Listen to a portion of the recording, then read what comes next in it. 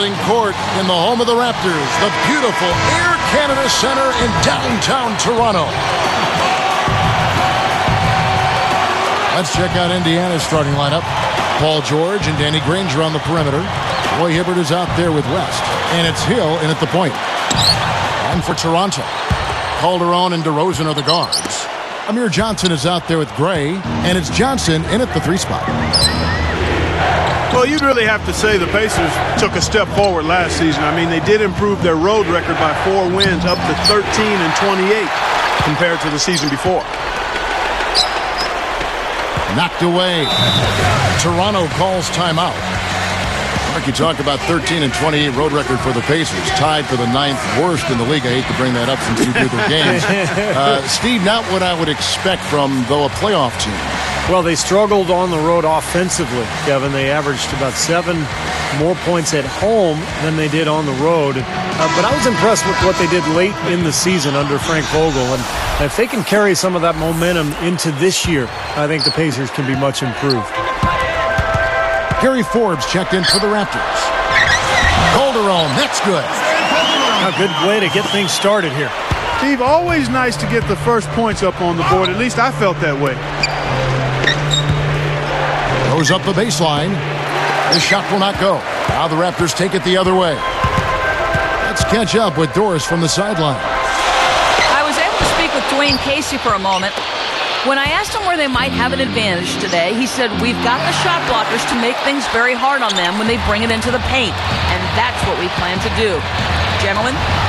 Wonderful, Doris. Thanks. They're thinking about Clark and Steve, their defense, right off the bat here. Yeah, you're never going to go wrong putting the bulk of your effort into getting stops. I mean, that always pays off. Yeah, for sure. And I think if that's going to be the case, if they're going to bring that style and that type of energy, they've got to be ready to go deep into their bench tonight as well. Granger backing him down. Hill. Goes up. So he gets the whistle. Contact on the way up and 2 shots coming up. Kevin, a little factoid here about Danny Granger. You know, he came out of Mexico but played his first 2 years at Bradley and became the first ever Lobo to record 60 assists, 60 blocks, and 60 steals in a season. Good stuff, Clark. Granger's outstanding play at New Mexico.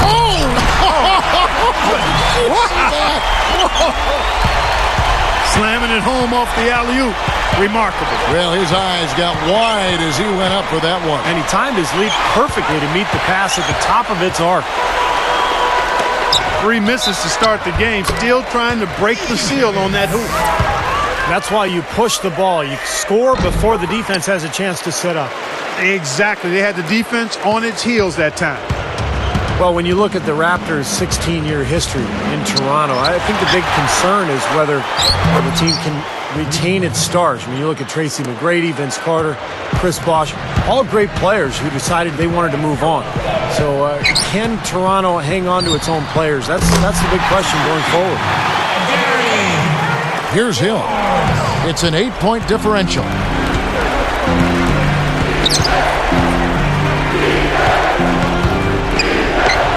Hibbert dishes to George. So the whistle blows on the shot and 2 free throws for the contact right there. Well, and for some of the players who left Toronto, some of them mentioned the higher taxes or even the culture clash. They didn't like cable TV. I mean, they're picking on a lot of different things here. But what do you think really is, Clark, the answer for the NBA, not only in Toronto but in Canada? Well, Kevin, I don't think it's the city of Toronto. I mean, that's a pretty vibrant metropolitan area, terrific diversity, a lot of things to do. I think the bottom line is if players feel that they can win with the Raptors, they'll want to hang around. Yeah, and they got good restaurants up there, too. Yes, good eateries. I knew you would chime in about that. I knew you'd like that comment. Knew you would chime in about that grub. Timeout called the Pacers.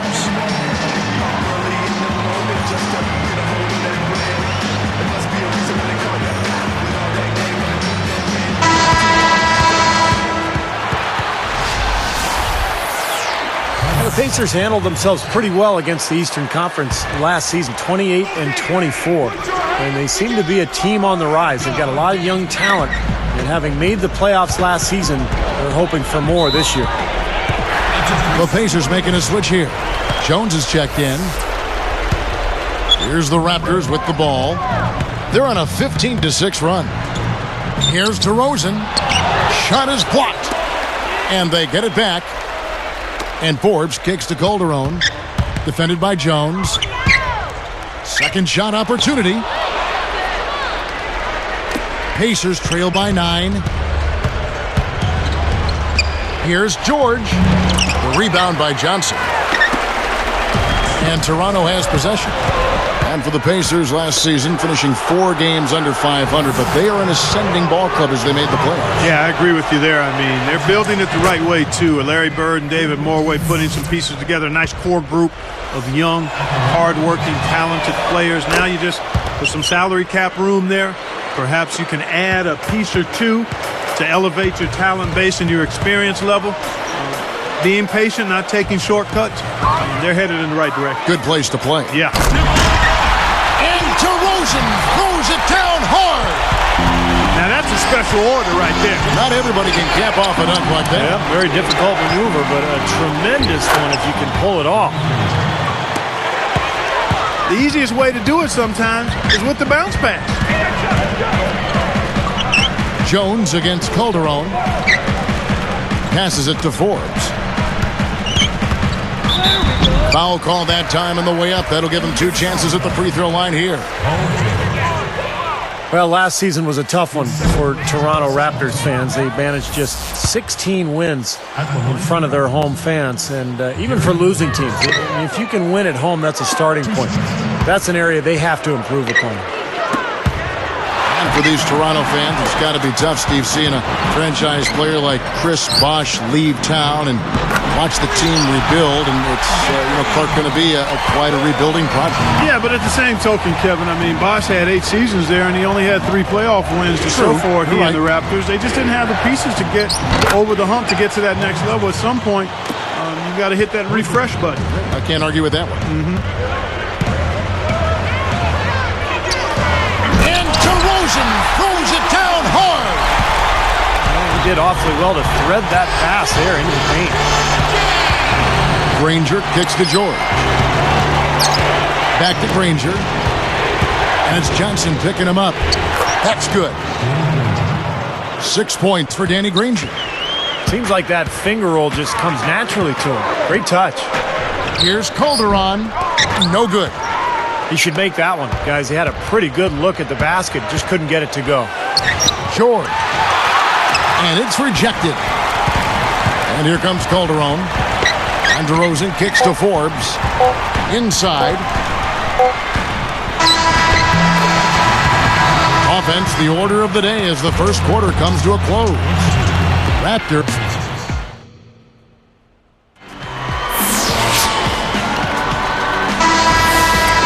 And now the second quarter just getting set to start. Raptors leading by 7. Calderon and DeRozan are the guards. Amir Johnson is out there with Ben Uzoh. And it's Gray in at the 5 spot. So that's the 5 in the game for Toronto. And the defender, the rotation came over, really seemed to bother him, and that threw that shot off. 3-pointer, Granger. And it's Toronto with the rebound. They've led by as much as 10. And Doris Burke has something for us. Hey, Doris. Well, Kevin, Toronto had to endure the loss of yet another superstar as last summer Chris Bosh exited. The trend of big stars leaving Toronto includes the likes of Vince Carter, Tracy McGrady, now Bosh, Hedo Turkoglu is also a player that got away. The fans above the border hoping that the same thing doesn't happen with their emerging group of youngsters on the roster now. We'll see, guys. Thank you, Doris. Toronto has had some tough breaks in the free agent market. You know, you hate to see a city lose so much talent, but I think they'll be able to rebound from it. Carving them up inside there, Kevin. I mean, the defense has been vulnerable in there. Yeah, that's 3 straight field goals in the paint area. That's really good offense. And they're on the break. Calderon against Jones.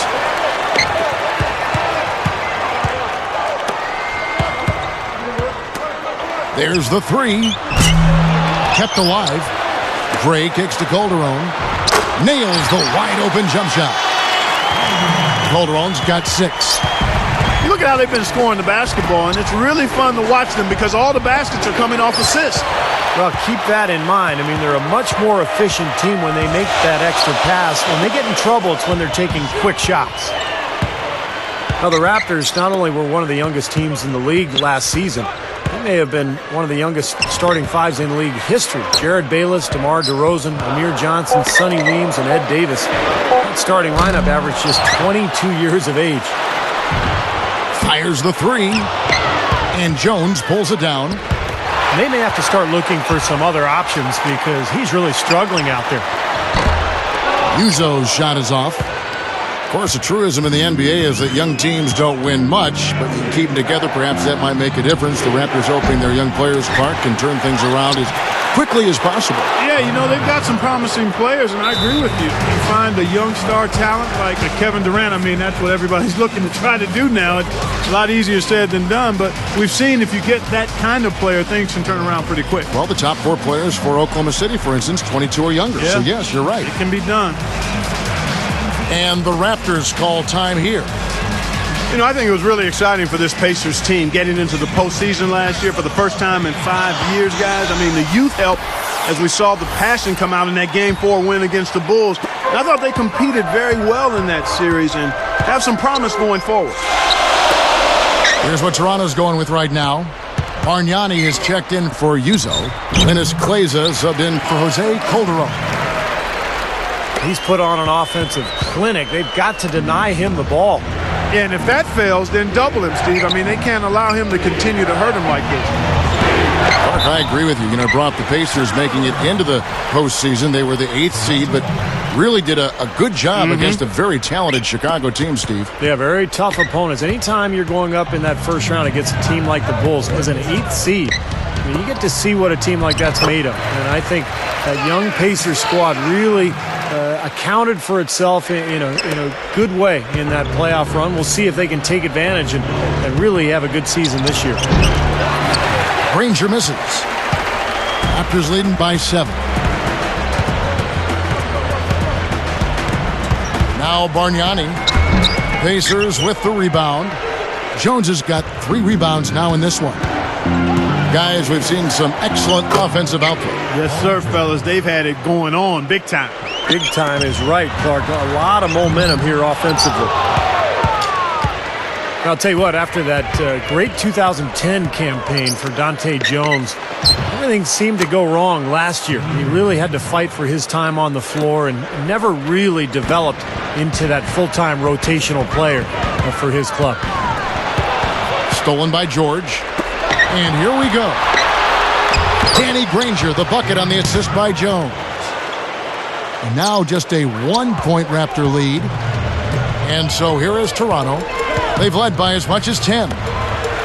You know, thinking about Dante Jones, Clark, a coaching change and some other upheaval really didn't help him either. No, it didn't, but you know what? Late in the season, he actually found his way back in the rotation. But it's always difficult when you're in transition as a team, particularly when you've got coaching changes and some personnel changes as well. Well, you look at this Pacers roster, a nice young blend of talent and size and versatility. They had the flexibility this past summer to add some other nice players. So this team seems to be on the rise. And you know, as Steve was just saying about the youth and options for this Indiana team, we were already able to see some of that impact in last year's playoffs. And that was so important, Kevin, for the team to get to the playoffs, to be able to show the fans that passion and hard work and competitive spirit and promise of the young players. And I think for the fans, it was a case of everybody starting to see that there's new hope in store for the Indiana Pacers going forward. Gets the bucket. Jones has got 6 here in this quarter. Boy, they are really getting chewed up inside here. I mean, that's 8 of the last 10 points they've given up inside, in the paint. Yeah, and the paint should be sacred ground for a defense. I mean, you can't let anybody just trot in there and get an easy bucket. Now Calderon. He's got 6.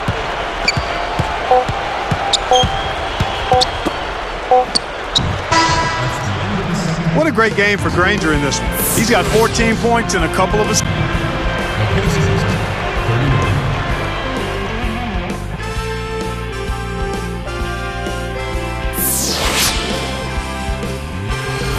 Welcome back, everyone. The second half about to get underway, and it's been a close one so far.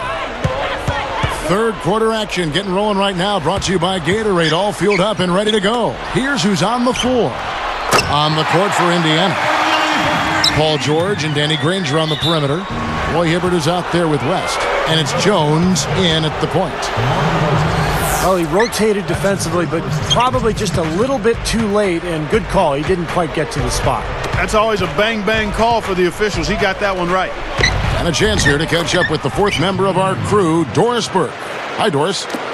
Well, guys, Roy Hibbert had a great start to last season. He'd lost a bunch of weight, addressed an undiagnosed asthma issue, and then looked like a surefire candidate for most improved player. However, as the season wore on, his play deteriorated, and Hibbert wondered if he'd lost too much weight. As this season wears on, guys, it'll be interesting to see which Hibbert the Pacers get. They're hoping he can get the right balance to reach his potential. I think so, Doris. He's shown the work ethic. And I agree with you, Kevin. I mean, he's made so much progress physically since arriving at Georgetown. You've got to think he'll continue to develop because he's got a tremendous work ethic. Guys, I'm impressed with Paul George. He was the 10th pick out of Fresno State last year, and Pacers are happy with him. He's athletic, he's got an NBA body. I think he's got a lot of potential. He could become a good player. Gary Forbes checked in for Bargnani. Toronto calls timeout. Well, Clark, here's a player you know a little bit about. Paul George of the Pacers, second-year player, smooth game, nice-looking jump shot. He can slash as a lot of these guys can. Doesn't seem to be a bad defender either. Well, I think he's got the potential to be a really outstanding player at both ends of the floor. I think he's got stardom in his future. Tremendous athlete, does things easily from an athletic standpoint. Last season, just messing around after practice, he jumped over the 7'2" Roy Hibbert for a dunk. He's got great potential. Three-pointer, and the Pacers can't get it to go. Some of the shots he's taken have been real head-scratchers. I mean, come on. He's out there playing like it's a game of horse at the park. And the Raptors call time here. Well, the Raptors last season did not fare well against Eastern Conference opponents. And that's something that they have to improve upon with this young roster. You've got to establish yourself at home and games against teams in your conference. That's important. Here's DeRozan, 11 points in the game.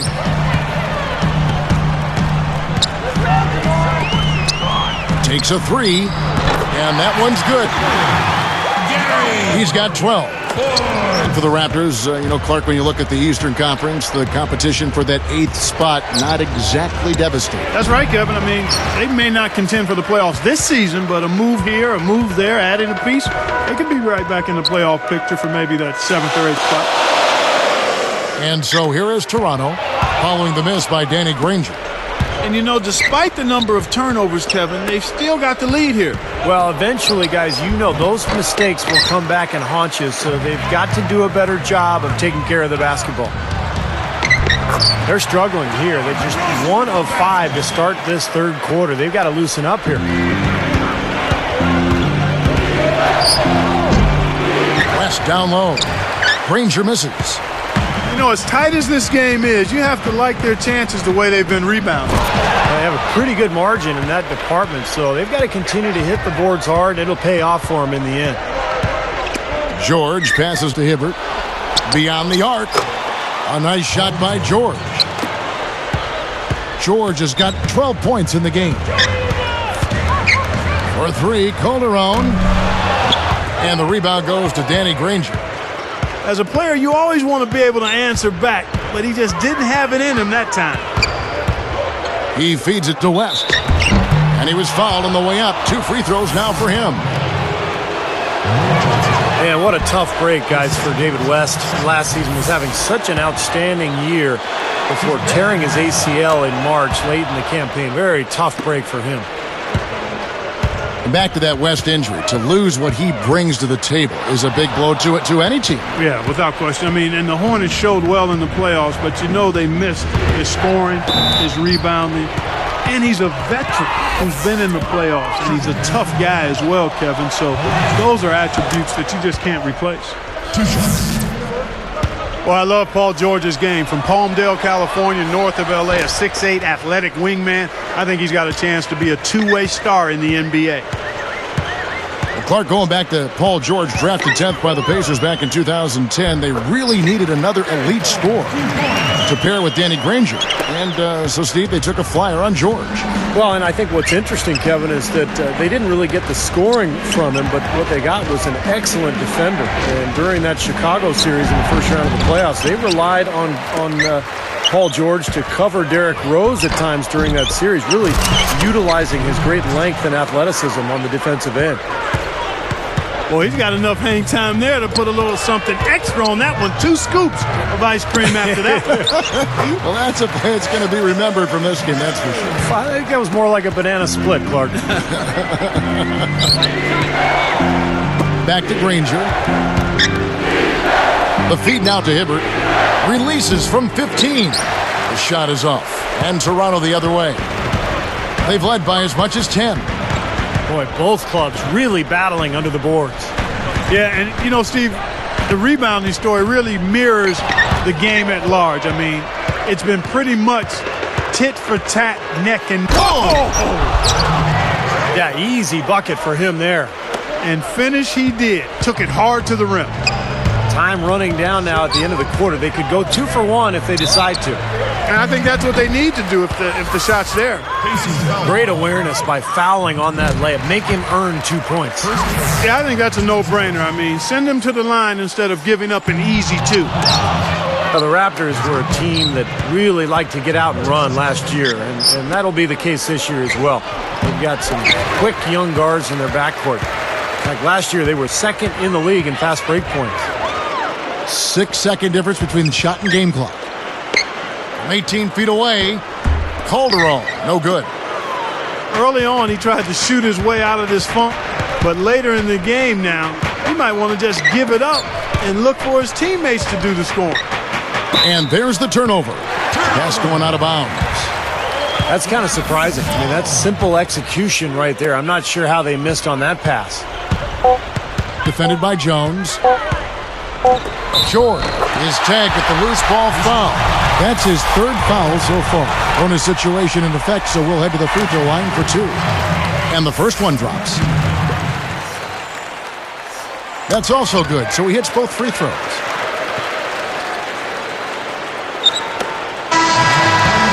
And as we conclude the 3rd quarter, what a game, neither team giving ground.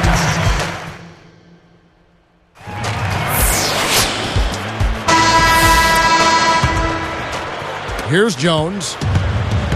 Calderon and DeRozan are the guards. Ben Uzo out there with Amir Johnson. And it's Gray in at the center position. So that's the 5 in the game for Toronto. Good foul. Make him earn the free throws. Don't let this team dunk. I like that. That's a smart foul. I mean, it's a lot easier to dunk it than it is to hit 2 free throws. Make him earn them at the strike. He hits the second from the line.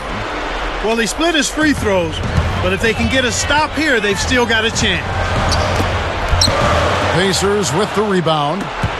That would have been a nice alley-oop there. Well, you got to love the effort, though. Almost showtime.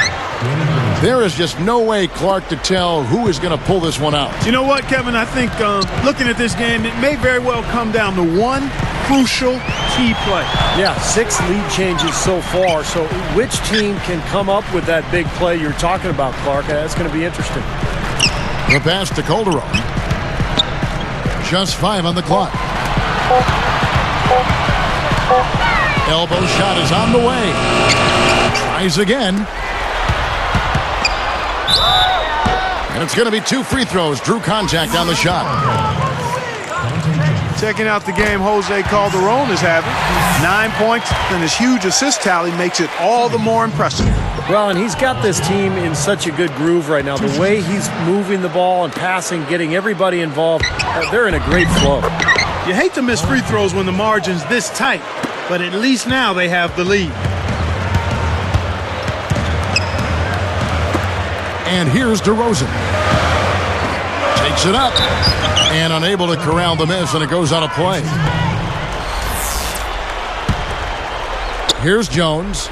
Jones commits the charge. And that'll be his 3rd foul so far. Boy, in a close game especially, those plays really hurt. Great defensive play there. He got position, got his feet set, and drew the charge. And that's a sacrifice of the body. I mean, to get run over like that, he showed some grit and sacrifice there. Uzo dishes to DeRozan. George gets called for the reach. That will get him his 4th foul of the game. His 4th, second team. And stolen by Hibbert. I'm not sure what they're thinking offensively. Poor decision on that pass. Dishes it to George. And it's Johnson picking him up. And George kicks to Granger. DeRozan is whistled for reaching in. That's his 5th foul. Boy, it's been a tough go in terms of fouls for him. I mean, my goodness, he can't stay out of the way of fouls.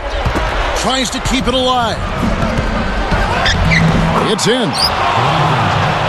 And it's a 3-point Pacer lead. Well, that makes 5 of their last 6 makes coming from inside. Yeah, really focused on getting the ball into the paint because they're taking advantage of very porous defense down there. Jones kicks to George. High post shot. The rebound by Johnson. Now, they've got to be careful. They can't give him that much room because at that range, he'll make you pay. Here's DeRozan. Up with it. And easy 2 points on the layup. Offensively, just hammering away in the paint. And that's 10 straight points inside, too. Granger left side. George with the ball. Nails it from the high post. George has got 19 points. That time he found a gap in the defense to turn that one into a very easy jump shot, a warm-up jumper, if you will. He dishes it to DeRozan. He passes to Uzo. Granger covering. 5 to shoot. Here's DeRozan. And a foul called on the shot. Got him on the way up that time, so he'll shoot 2 right here. Roy Hibbert picks one up. Gary Forbes checked in for the Raptors. So he gets them both. Here's Jones. Back to Granger. Johnson over to help. Shoots. Danny Granger, the bucket on the assist from David West. 22 points for Danny Granger. Here's the dish to Forbes. And the layup's good off the glass. Something has to change, guys. That's 10 straight points coming in the paint against this team. Well, they got to collapse in there, and everybody's got to be conscious of it. It's a team effort in protecting the paint. Control the ball, and then everybody's got to get in there and keep the defense locked down. Oh, that certainly could be costly. In a close one, those kinds of mistakes can really give the other team momentum. And stolen by Granger. Indiana leading. George passes to Granger. And it's Johnson picking him up. It's tipped. Now that's what the doctor ordered. Just a humongous defensive play. And the dunk by DeRozan. I think Clark and Steve, we can expect a dramatic end to this one. Well, 8 lead changes would have you thinking that would be the case. Yeah, both teams really competing. Neither side giving any ground. This should be a fun finish. I agree with you, Kev. This is the kind of one-man performance that can win games for a team. Yeah, he's unflappable, Steve. He doesn't seem rattled at all by the score and is now 4 for 4 in the quarter. Forbes can't get it to go. Not too much congestion in the lane. I think he could have gotten a better shot that time, no question. Kicks it to George. Launches it.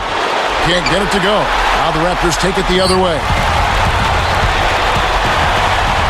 Here's DeRozan. Good. And tie game. That is a huge basket right there. Boy, coming through with the game in the balance.